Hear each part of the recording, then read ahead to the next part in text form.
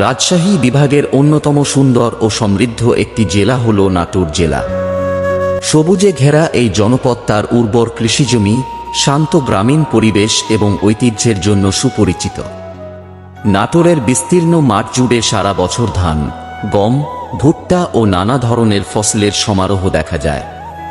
বাতাসে দুলতে থাকা সবুজ শস্যক্ষেত যেন প্রকৃতির এক অপূর্ব সৌন্দর্যের বার্তা বহন করে।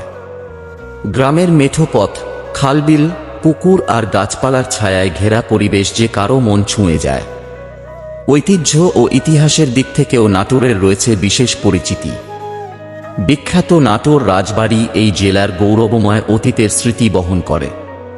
এছাড়া এখানকার সহজ সরল মানুষ, কৃষিভিত্তিক জীবনযাত্রা এবং প্রাকৃতিক সৌন্দর্য নাটোরকে করেছে অনন্য।